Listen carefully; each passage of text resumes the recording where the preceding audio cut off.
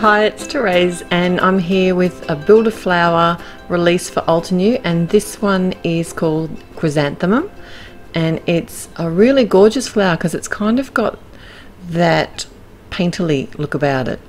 So like all of the Build-A-Flower sets so far, they are layering stamp sets as well as they include the dies, the matching dies, but I'll go through that a little bit more in a minute.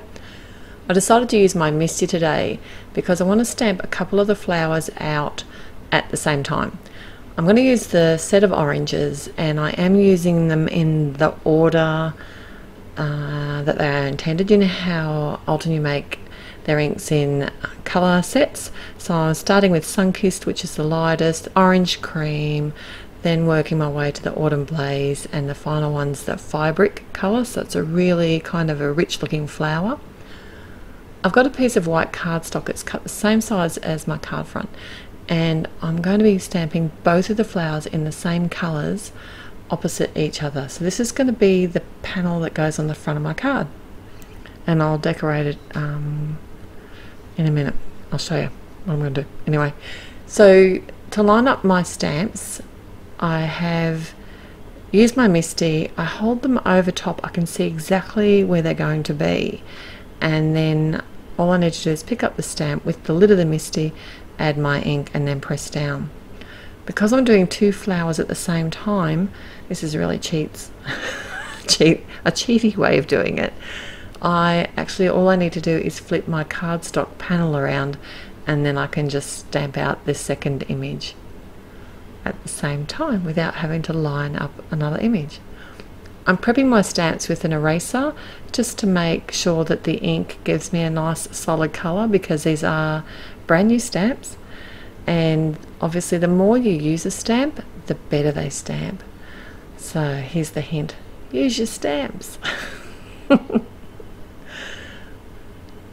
The last colour in this is the Fabric. Like I said, it's a really deep dark orangey colour, and being the darkest colour, there's the smallest amount. Does that make sense? Because that's going to be where the shadows are.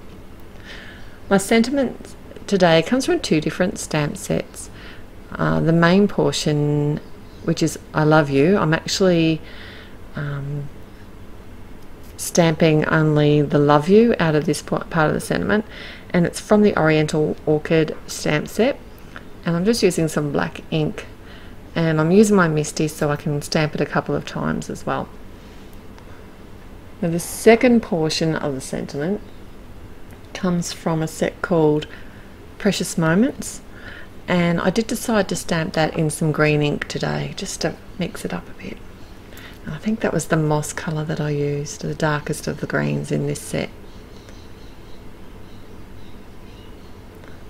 I've also got some leaves that I've been stamping out. There's a couple of leaf images in this set, and aren't they awesome? You could actually use these almost like a artsy tree looking image as well if you wanted to.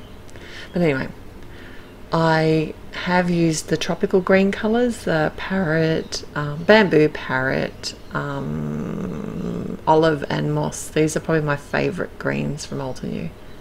They are just beautiful. And they do, when they dry off, they do actually dry a little bit lighter. So like I said, this comes with a matching die, and this die is a little bit different to their normal dies. It actually comes in two pieces. So there is the usual outline die as well as an inside die, is it the best way to describe it, that will cut some of the petals on the flower.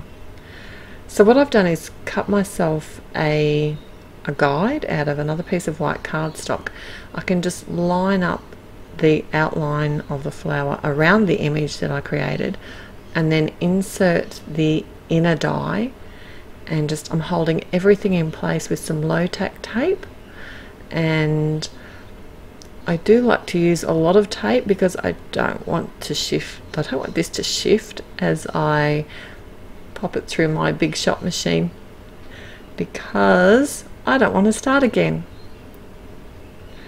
And this tape's getting a little bit old. I do need to get some new stuff. It's on the roll beside me. I just haven't got it out. And I'm a bit gentle when I'm pulling that away because I don't want to tear the cardstock either. And look, there you go. You can see how the petals lift up. And that's why I've done this as a panel. I don't want to actually cut my flowers out. But here's my practice flower that I did. I was just showing that you can actually cut the whole image out as well as pop up the petals.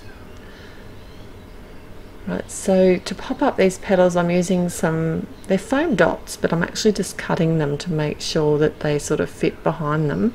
And I am going to double them up because they are only 1mm high, these dots. So I want them to be a little bit more 3D.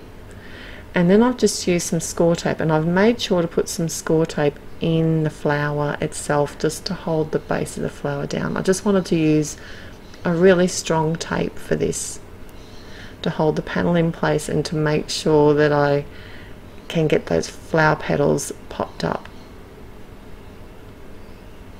I love these oranges. I don't use them enough. I'm trying. So the leaves that I did, I also used the coordinating dies to cut those out, and because I've got those die cuts on the petals, I am able to tuck them in around the petal as well. How easy is that? I did also decide to add some sequins to my final design.